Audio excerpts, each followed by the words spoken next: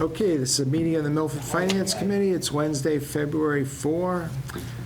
First item on the agenda is approval of the prior minutes. There was some modifications that were agreed to and circulated. Do I have a motion? Motion to accept as amended. Motion by Al to accept. Second. Second by Jerry. Roll call. Yes. Right. Yes. Yes. Abstain. Yes. Who we got here? Lauren. Yes. Bob DeVita. I abstain. I was not present at the meeting. Okay, so Leanne, that's unanimous with 2 abstentions. Invitation to speak. Nothing, okay. We were going to do an update from the finance director. Zach wasn't feeling too well. Why don't we do the special town meeting article, and then we can briefly discuss a couple of financial issues after that is over. All right, that means I gotta move. We're gonna have to get you up for a second. Sorry.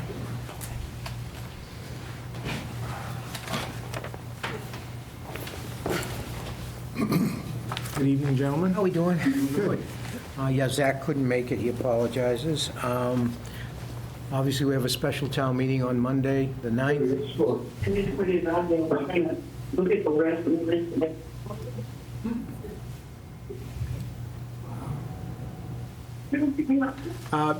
If someone is on Zoom, could you mute your phone? Thank you. Good? Okay, so one article, special town meeting, to purchase the property you're looking at there, which is 6 Park Terrace. Most of, if not all of you, know where that property is located, to the rear of the police station. It's a 2-family, as you can see it. It was built the 1930s. It's been listed for sale since June of this year. We do own, if you're looking at that property as we're looking at it now, the lot to the right of it, town already owns. So if we do purchase this property, we would effectively own the entire side of that There's street. nothing to the left. Is the street to the left? I'm going to show you in a PowerPoint. Yeah, we're going to show you I got a that. whole thing. So the town meeting is what it is.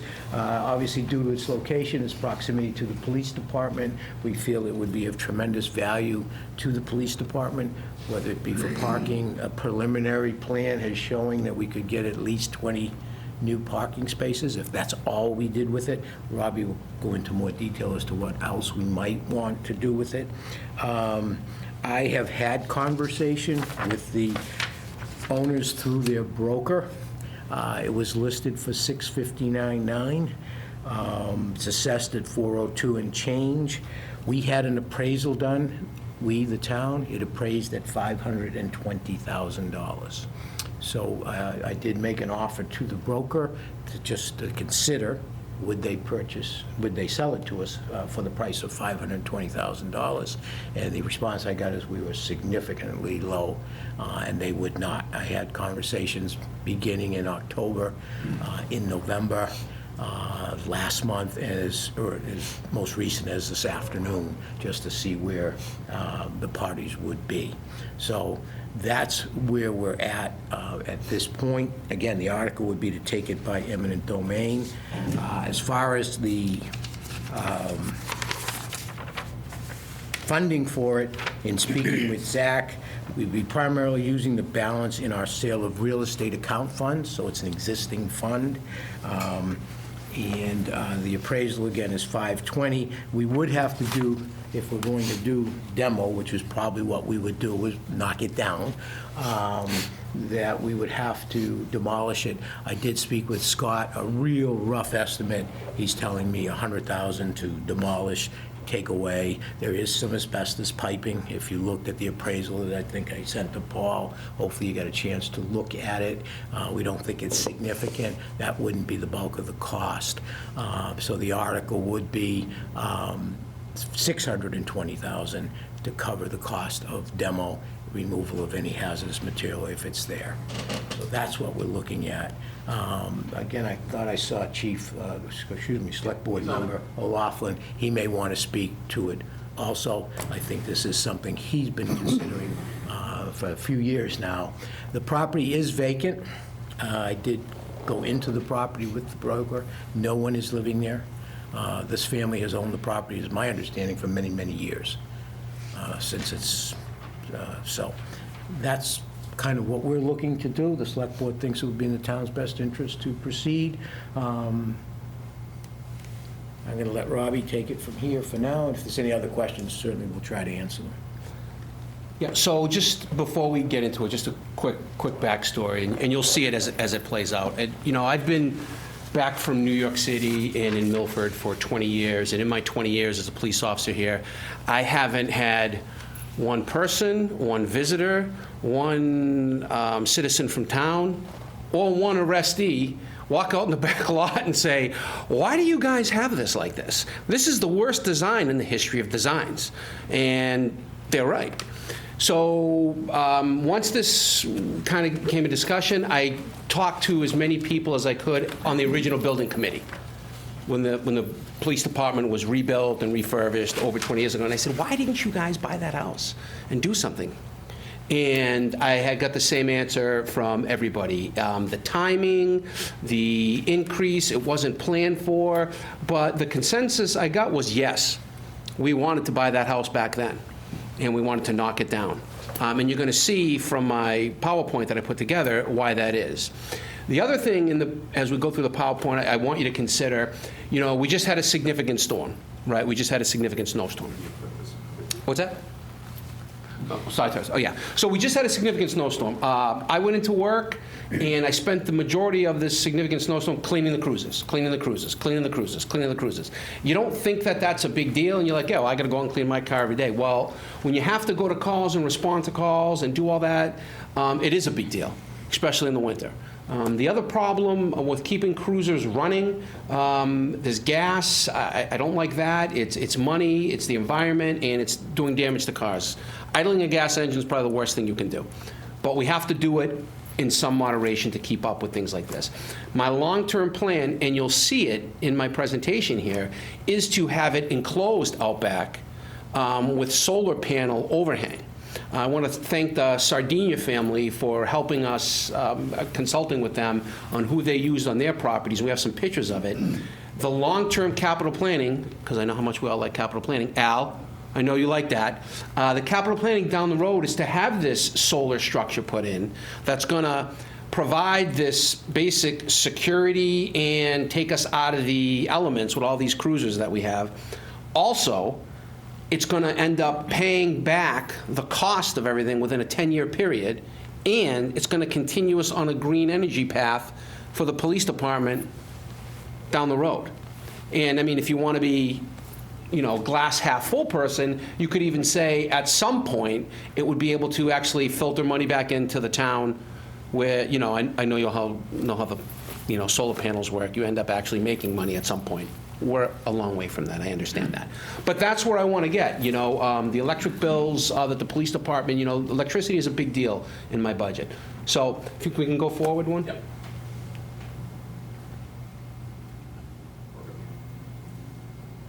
So I just went through. Okay. Yeah. And Rick spoke about this. Okay. So this is the overview of the front of the station, and I'm going to show you as we click forward. All right, and you have Park Terrace to the right as you're facing. That's Franklin Street to the left. Franklin Street is one-way going down. Park Terrace is actually two-way, believe it or not, to the right. Can we go forward? If anybody gets motion sickness, close your eyes. And now you see, you're getting to the back lot. There is the house right there. And directly behind it, we own that lot. You can see the Milford trailer.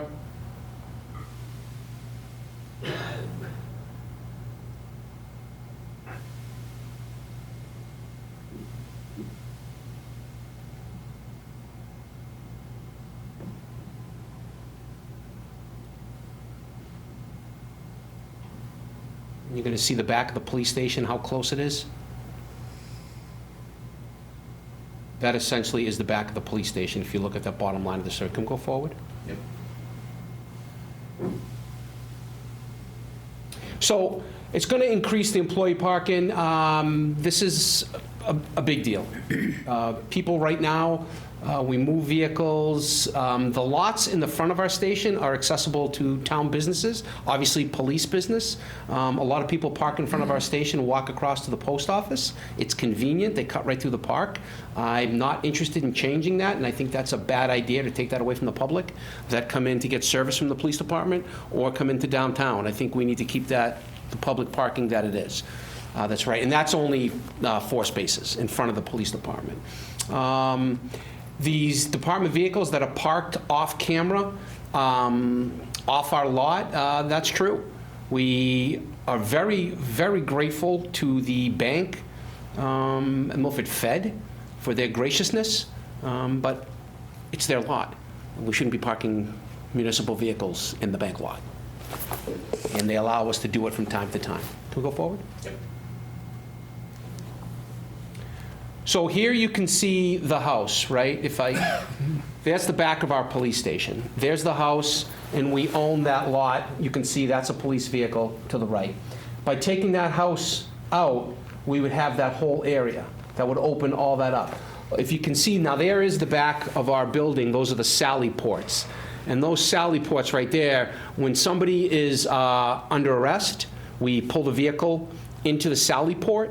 The sally port closes, and then we take the person out of the back of the police vehicle. The problem, as you can imagine, and it doesn't do a good job of showing here, try making that swing into that garage. It's a 6-point turn. It's At best.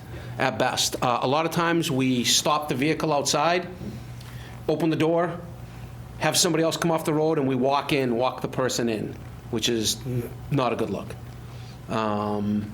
A million things can happen. But that's what it looks like right now. As you can see, if we take that building out, take that house out, we're going to be able to go right across to the other side. We're also going to be able to, as part of the long-term project, you take that pole down and go underground with utilities in that section. That'll open that whole side up. And if we can go forward with the slide. Yep. So what we did is the yellow portion there, right, there's the police station right there on the left. The yellow portion is the back lot that we already own, the front piece that we own, and in red is the property in question. I don't know how many times we've had to replace the fence that's not ours, that belongs to that property because of snow plowing. There's no place to put any of that snow.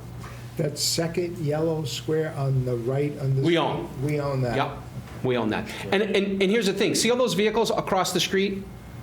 All these, those are all police vehicles? That's not our property. That's not our property. Again, we're very grateful to the owners of that property. As you can see, it's not plowed, it's, not sanded. We're very fortunate that they let us park there, but I'm assuming at some point they're gonna, because they're slowly redoing that building. And I know that. The old bank? The old bank Yeah, building, that's the yeah. old bank. They are renovating that. We did look into that, but it just wasn't the right fit for us, unfortunately. Can we go forward? So this is the long term, right? In capital planning moving forward, again, this was the solar panel proposal that I had. This is what I want to do, kind of get us off of the electricity, out of our, our carbon footprint at the police station moving forward. The ability to generate our own electricity, I mean, not only is it clean, I think is a huge cost savings down the road. And that's pretty much what it's going to look like down the road. I'm not looking to finance and do this. I mean, there's grants, there's all kinds of things we can look at down the road. Go forward. And that's what it would look like. That's a mock-up.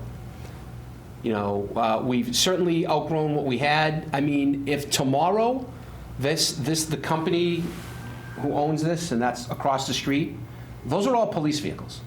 Everything there you see in there is police vehicles, okay? Not on our property. If that was to sell tomorrow and a company moved in there, I don't know what I would do. I mean, we'd have, You need a motion from us to move forward. yes. I'd make a motion favorable that we proceed with the financial plan as outlined by Mr. Valani. Okay, I'm going to table that just to allow Chief I'm Kazim. hoping they're done because I'm done. You're done? Yeah, that's pretty much it, yeah. All right, well, I just want to give, when to let's stop. let's hold the motion for a moment, because I just want to give everybody an opportunity for questions. I have two questions, then I'll open up the floor. Eminent domain, are there state law requirements? Yeah, there's a process that needs to be But, I followed. mean, are there criteria? Yes, yeah. And what, it doesn't have to be blight? It doesn't, no, this would be location, need of the community, that type of thing, yeah. Okay, so Yeah. We're that confident that we can proceed under eminent that satisfies the state Speaking to law. town council. Whoops, is there a sorry. timeline as far as eminent domain goes? Not that I'm aware of, but town council, better question, but not that I'm aware So we're of. not going to get an extended approval process or, I mean, are we going to be able to commit? No, we would end up taking the property. There are rights that the owners of the property have after the taking. If you remember the stone building, we were sued on that one, if you recall. So they can sue, but then the question is value. So if we took it for 520, they may make the argument that it's worth, I don't know, just make it easy, 620. And then that would be the focus of a legal proceeding in Superior Court. So you could end up in a negotiation, but you still could go ahead and complete the deal.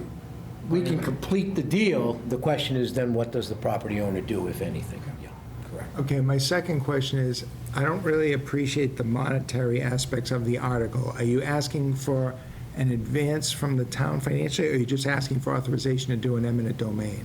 Well, the article, as far as we're asking for the eminent domain proceeding to take the property, and then we're asking for the motion will include $520,000 for the purchase and $100,000. Now, keep in mind, $505,000 is in that real estate fund account. So How much is in the 500? 505 and change. We're looking at, you know, we have the 505, which we're Correct. authorized to use. We are, yes. Do we need town meeting approval to use It's that? part of the motion, yes. Okay. Yes. Okay, so this will be, Two-thirds vote. this will be in the final motion, because I thought what I saw didn't have any numbers in it. It did not. Again, we always, at the end, as soon as, well, the motion's prepared, but yes, that will be in the motion also, as will be to demolish the property. So we would need to budget 100,000 in a highway department budget as a non-recurring item for next year's budget process, Just for the demolition. just to get ready to move forward. Okay, Al and then Bill. I'm feeling like this is a blank check. You're saying you approached the owner and said 520, and they said no. Right. If we take it by eminent domain, then we're going into a negotiation. No, we take it, Oh. pay them 520. Nope, And if they sue us, we deal with it. Yep. That's what the appraisal shows. We have an appraisal that you should have seen, hopefully, for 520. And so they have recourse either to some administrative proceeding or Superior proceeding. District Court or wherever Superior. to No, challenge. land court. The land court, okay, thank you, Chief. Right. and the idea of it generating revenue, Robbie. Of generating revenue? You mean when the solar? Solar? Yeah, that's down the road. Like I said, I know how much you like capital planning. This is my vision down the road, is to have that, not just an overhang, but as you can see, an overhang with solar panels on it. And that's a discussion for another date and another The time. primary motivation is to acquire the property, to expand the use by To the acquire it, demolish it, and we got a parking lot. at Essentially, minimal. At minimum. Well, I'm just saying, that's what you're asking, for enough money to buy the property, demolish the property, so we end up with a parking lot. For now. For now, correct. Yeah. Okay, wait. Bill was next. I was going to ask if the 100,000 includes any improvements to the land to make it a parking lot. Not too much. Again, it's a rough estimate. Hopefully, yes, but I can't say that for certain. David? That was my concern with Bill just asked, was that if we disrupt the ground, right, is there any environmental concerns that we might entail or not? I mean, but there's asbestos piping in the property, that's all I know, Yeah. based on the So the appraisal. cost could be higher based on if it's dirt, dirty dirt or something? I- Maybe just put it out there. Yeah. Do we need an environmental study? President, Jerry, go ahead. question, the actual eminent domain purchase for 520 is one part of the approval. But we really don't have to exercise the demolition piece immediately, so you could defer that as long as you got control of the property. But I know you don't want to. Could, but it would delay. I understand it would delay the project, In what you're saying, practically, yes. but from a budgetary standpoint, you can get the property with little or no impact to the current budget we're dealing with. That's a fair And statement. defer the part, I mean, it's not what Chief Tocino wants to do, but if that's when we get our back up against the wall, we could deal with it. And it would be okay. Yeah, but now you own a piece of property that you've got to, Mr. Chairman, that you got to keep up, you got to maintain, you got to heat, you Okay. got to, to me, that's not a viable solution. Waters. Tom, Sorry. I think that was Tom. That was Chief. On the phone? Yes. Jerry, to put this in perspective, we've deferred this since the early 1990s. Okay, yeah, I When know. the town let me finish. When the town expanded the police station from the old post office, so that whole back end of the police station, when it was added, I talked to Chief Liberto, and Vinny told me that the town was interested in taking that house at that time. However, it was an elderly couple that owned it, and they were living there. So the town didn't want to do that to Yeah. local residents, people that, grew up in this town, and they were elders.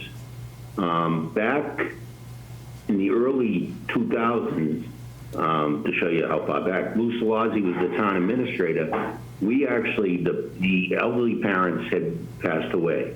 We approached the family with the intent to see if we could get a number from them that was reasonable to bring back to town meeting, to take that property. And the number was just off the charts. So we didn't do that. Several years later, that back lot that the chief and Ricolani showed you, that was actually property of the Milford National Bank. When the bank was being sold, Kevin Meehan, I approached him, and he was willing to divide that property off and donate it to the town. That's how we acquired that back lot, with the intent at some point the town would be able to either buy through negotiations or through eminent domain to take that property, the house, thus connecting the three lots. So from a historical perspective, the town has looked at that property at the point where they were expanding the police station, and then 2 times at least I was involved after that. So this is something that's been on the table for a number of years. Yeah, I think that, Thank you. I think Jerry's cognizant of budget concerns this year. I also understand the practical concerns with delaying work once you've acquired. I see Lauren has her hand up. Lauren? Yeah, I just had a question about how eminent domain would impact 2 things. There's a building restriction on the current deeds, and also I'm wondering about possible title defects. Would eminent domain correct title defects and/or remove the building restrictions? Does any? I do not believe it would. I would talk with town council. That wouldn't make sense to me. Chief, I'll defer to you on that one. I don't know if you heard it. I mean, I think it would remove it, so I think that but I mean, that's not my area. It's not mine, never was mine either, Lauren. But I mean, if Chief was talking about building like an overhang or whatever, and I think that you might not be able to do that if the building restriction is still in play. And the reason I was wondering about the title defects is I see that there were 2 deeds written with that family in like 2020, 2009. I think Brian Murray actually was the attorney who drafted them, but I couldn't find the original deed from the elderly couple. And that might be why the sales fell through 2 times prior. Because I noticed that you said it went on sale in June. It looks like it was under contract a couple times, fell through. I'm wondering if it's due to a title defect. So that's something that you guys should consider. Again, all that. At least look in. Yeah, all that will be looked into, obviously, in any type of deal, yeah. I thought I saw another hand. Was it Mike? Did you have a question? Yeah. Go ahead.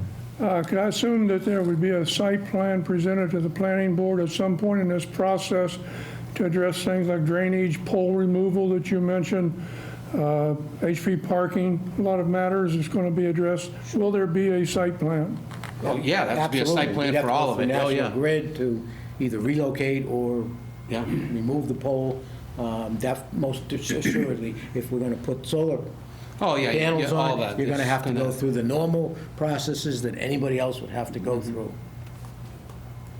As a Are there any closing costs when you have eminent domain that would be handled by the legal department?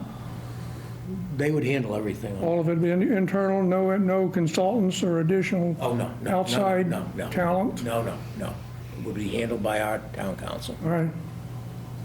I appreciate Jerry being sensitive to the budget, but candidly, the idea of having a vacant house that we have to take responsibility for scares the living heck out No, of me. you'd have to insure it, we'd have to insure it. It's just somebody moves in, gets hurt, there's too many risks. No, the goal is I think to if we knock it go down. forward and do the eminent domain, it's a given that we have to tear it down. Now, you can leave it a dirt parking lot for a while. I'm in agreement to move forward with, okay? Okay, does anybody else have questions? Paul, did you say? Yeah, just to clarify a point, the current assessed value for 2026, so those just got posted recently. Rick had mentioned like 402, but it was just posted at 428,000. Yeah, it's a I little looked that higher, up this yeah. morning Yeah. to see if there was any different. And you're talking a budgetary concern. This money is coming off a non-budget item, the 505,000. Up to the 505. Up to the 505, and the other 100,000 would be coming from free cash. So there wouldn't be any impact in the current fiscal year budget, and it would not necessarily need to be budgeted in next year's budget, because if it's taken from free cash, it would sit in an article until it's used. Right. Like all those town meeting articles that we see, 20 of them, however many there are that have Thank you for that funds. clarification. So it would not affect the either year fiscal budget. He said it better than I did. Let's have Bill and then Al. Just curious, what is the current real estate tax on the property? I mean, that goes away, right? Sure. Yeah, it's now our property, yeah. I guess you do lose that from a town perspective. So they're current on their taxes? As far as we know, yes. So I'm it's not a guessing it's tax about taking. 5,000. It's not a tax taking, no, not a tax Evaluation. title, no. Not a significant issue. It's kind of surprising. Al, did With you- all due respect, when we talk about we have 500,000, we're still spending money. That 500,000 has been sitting there, and if we had to do something in the town, we would use it. This is a purchase. How we fund it, I'd say, is a different issue. And I'm all for doing it. But I don't want a kid and say, well, the first 500's free. Well, we got a little school being built that is going to need some cash. Yeah, but if, Paul, please correct me if I'm wrong. I was informed by Zach that we could not just simply drop that down for that type of purpose. I But if think we it has to bought, be if we used. bought another building somewhere that we We could needed. do that. We could do use that. it. So We could do that. this Question is priority. feels like confusion when you say we have 500,000 that's free. I'm not trying to confuse anybody. We do have it. I never said it was free. It's available. money we're going to use. Well, $1 million is available. All we got to do is tax the people. All you gotta do You know, is, so write a check. let's look at this on the merits of the building, and how we fund it is a different issue. Mr. Chairman, I do. Oh, move forward with. Okay, so, Paul, quickly, just one question. go ahead. A quick question for Chief Tassino. You showed the pictures that showed how much snow there was.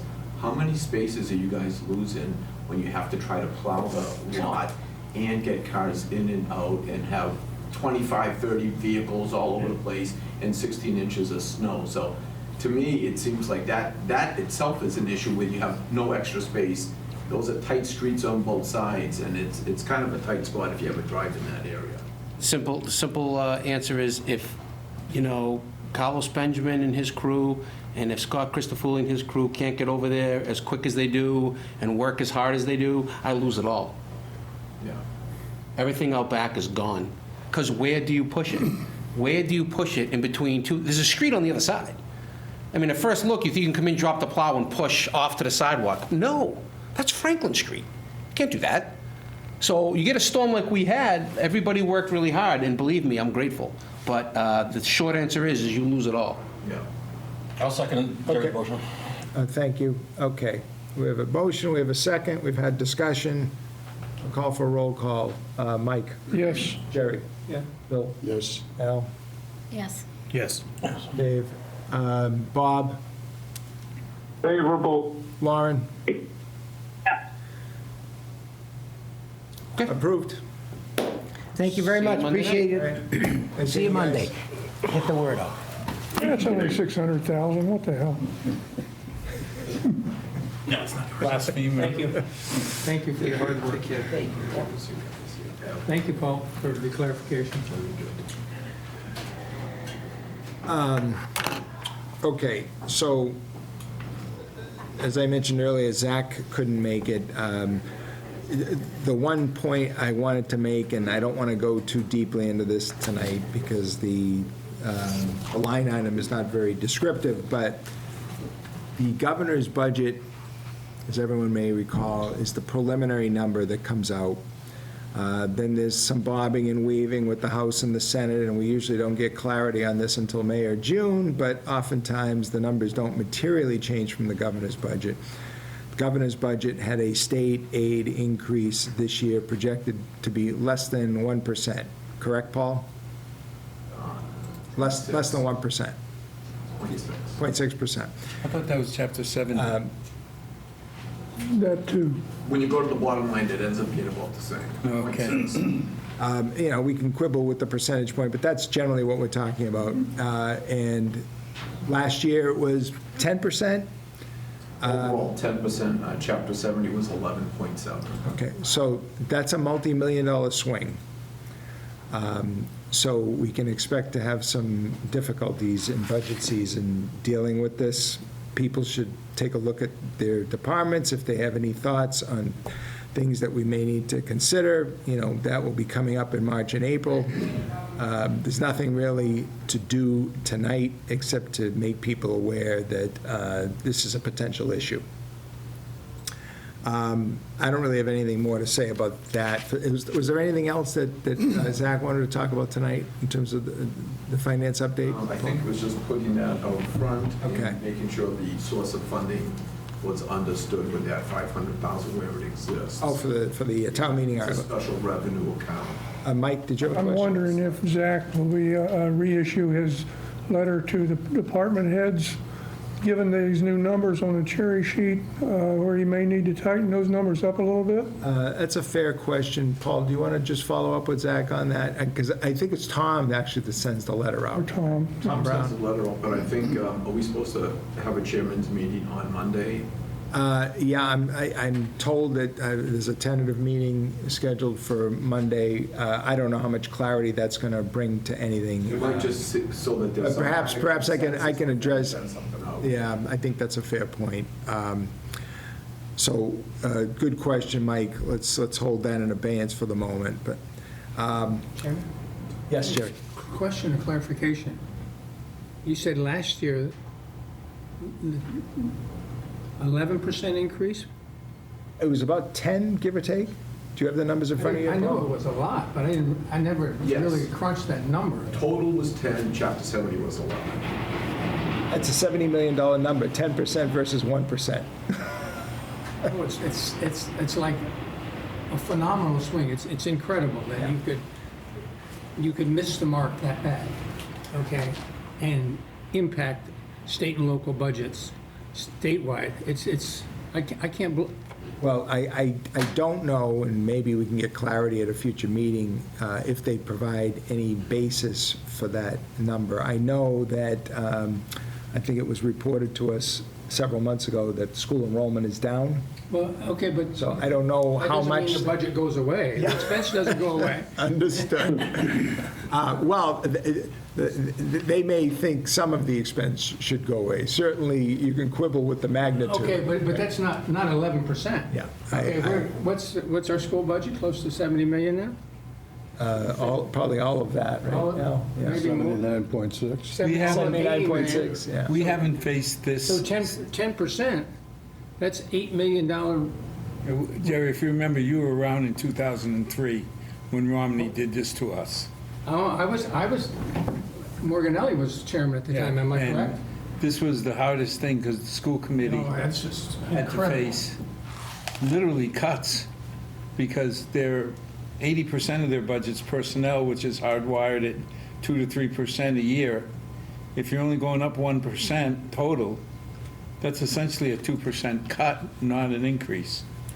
Yeah, and let's not forget that 15% of our town budget is now health insurance and retirement, which are going up at a blended rate of 7.5%, 8%. For next year, we're looking at close to the $2 million increase just on those two line items. So that's why this isn't a potential issue, this is an issue. Oh, yeah, no question. But see, you get into, are we in a position to feel comfortable enough to say, no new hires? You know, people who've retired and all? My understanding is that That message has been Zach sent has out. already That delivered. message has been sent out. Yeah, at the last selectman meeting. Well, we sent that out 7 years ago and it wasn't enforced. I had a conversation with town administrator today, and he said that message, I probably shouldn't repeat that since he's not here, but he assured me that message has already been communicated. Mr. Chairman? Okay, so, yes, David. Has there been from beginning to end, has there been, what swing has it been? Like, this is preliminary, right? So. Yes. Do we know historically what? It's a small swing, it doesn't move much more than a few $100,000. Really? Okay. We've seen it move 10%. Unless there's a big reason for it to shift. Like, this could be a clerical error, maybe. But no, there's no. No, Dave, we've seen it move 10%. If the governor says 0.5%, it could go up to 1%. I think the issue is, you're not going to see it, my gut feeling, you're not going to see it go back to 8, 10%. It's not going to be a 100% swing. That's right, okay. You know, if it goes from 0.6 to 1, well, that's a 50% swing. So there's a whole bunch of issues embedded in this. One is the drastic change for this year. Two is, I question whether we have created a structural budget over the last 6 years that is becoming increasingly unsustainable in reliance on the state aid, kind of like an addictive drug. Like if you went back to 2015, where we only had 3.5% budget growth, were we managing with 3.5%? Where now we're sort of baking in numbers where people are assuming it's going to be 5 to 6%, and I think we have to realistically conclude that that may be behind us, right? Well, we've been using those words of level services, which a lot of us have said is a formula for disaster. Because it takes everything you've done and says that's the baseline to start. Then you add in all the initiatives. Right. And then you add in these collective bargaining agreements, which are locking in numbers that might be above par growth, and then you add in the employment benefits. That's what happened in 2003. It's a bad combination. Maybe the term level services should be shelved. Well, Because I've been we're trying to do that for years, Jerry. Maybe we're not going to have any choice whether we do that. Shano, when he was chairman, ran the numbers and showed the growth in expenses versus the growth in revenue. And he said it's only a matter of a few years before the lines cross. And I think right now we're in the same situation. Yeah. Yep. Paul? Yeah, just maybe to shed a little understanding on the difference in the number. The state view of revenue growth was 2.9%. I may have sent something out on that. It's on the MMA site, 2.9%. Based on our decrease of enrollment, there was an article I may have highlighted or made reference to that showed the decrease in the ELL population in various communities. Milford's was in the maybe 250 range of lost students. Now, I don't know how accurate those numbers were. That one was posted in the article. 250 students at whatever number it is, 13,000 a student, whatever it is $3 million. So other towns have gotten, I looked at other communities that have much lower ELL numbers that don't fluctuate as much. Their revenue growth is like 2.9 to 3%. So the 2.9%, so you're saying that under the present state model, if we had a static population in all respects, under this budget, we would have gotten 2.9? If we had a static student population without losing however many students, it would be in that range. Towns like Hopkinton, Weston are getting in the 2.9 to 3%. Right. Towns like Framingham are getting a very, and their number is twice as big as our budgetary number. You can look it up, it's all on the Framingham has DLS. 400 students. I saw it. Well, yeah, it's up 15% reduction in the ELL in several communities. I remember seeing that from your chart. But I mean, we are getting a little bit of whipsaw, right? Because we had these big, like you were the one saying, Oh, yeah. well, it was one student a year, and then it became 50 to 100 students a year, and now it's unwinding, or at least it unwound last year. We'll have to We see where it heard goes. that this year, we're down about 250 students. So you do the math, that's a year, it takes a year to catch up.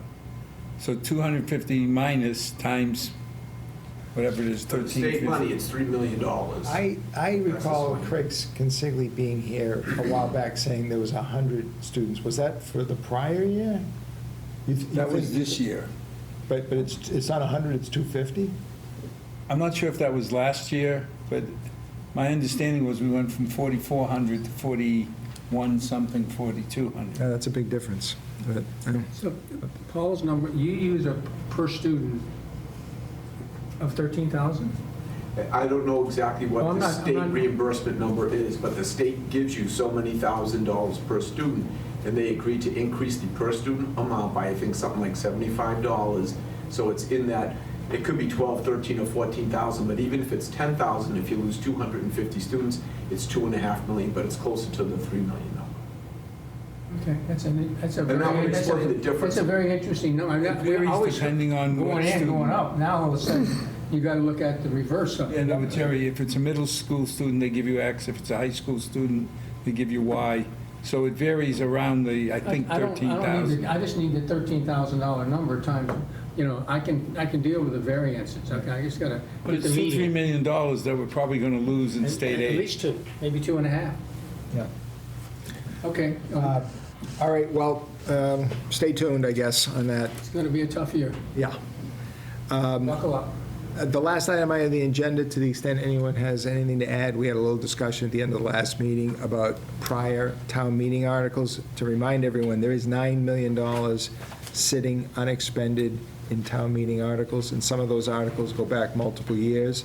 So especially if we're going to be looking for cash, we should try to be diligent in reviewing articles that may be 2, 3, 4 years old, about whether those funds need to be there. Do we have a list that's been circulated to everybody? It's the monthly reports that Paul sends out. One of those PDFs is the town Was that meeting sent out with the expense report and the revenue report? Yeah.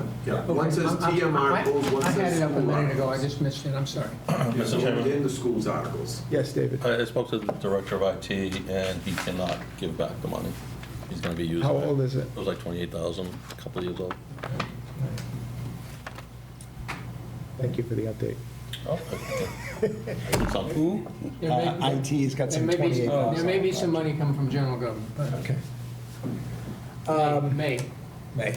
Understood. Anything else on that line item? Bill? A couple of suggestions. There's an awful lot of garbage on the open article list, zero balance articles. Shouldn't there be something automatic about eliminating them from the list? Brownie goes through for the Springtown meeting. The second to the last article on the warrant is him going through all the open town meeting articles. And he goes back to the chairman in charge to say, you've got 20 grand that's still there, 50 grand, 100 grand. Zach puts And he makes a motion to But pull Bill- that money back. But Bill's talking about items that have been zeroed out. I suppose he could be simplifying the chart, but I don't know if I want to micromanage Tom, but On the actual report, there may actually be a box on the top of it that says print zero balances, show zero balances on the very top line of there. And that might just be something if you check the box or don't check the box. Okay. You mean That's a cleaning for issue. That us? doesn't. On that report, on the report that, no, on the report that Tom Unfortunately, there's puts no out. money there. There's no money there. You can look at all the If it zero didn't balance have articles any you want. activity during the Can't year. balance the budget. Don't spend too much time on Don't waste those. so much time.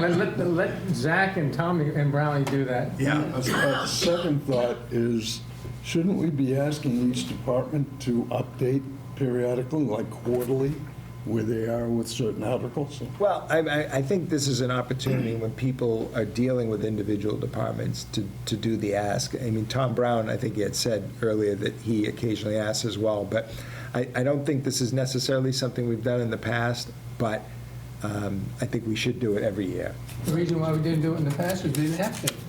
And now we have to. Anything else?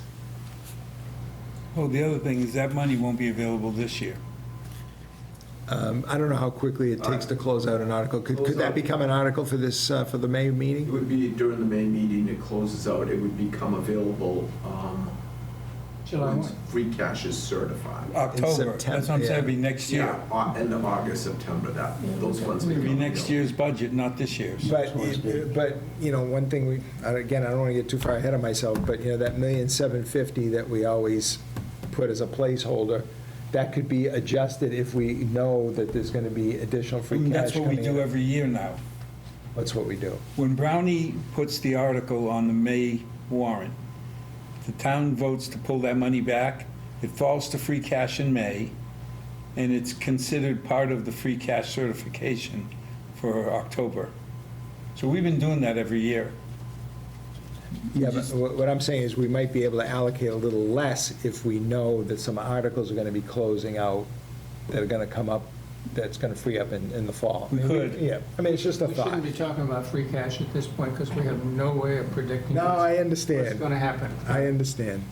Hopefully, we won't get a couple more big storms either, then we're going to have snow and ice. Anything else, folks? Motion to adjourn. Motion adjourned by Jerry, Second. seconded by Bill. Roll call. Yes? Bill. See you all. Warren. That was a yes. Bob? Yes. All right, nice seeing everyone. Meeting's adjourned.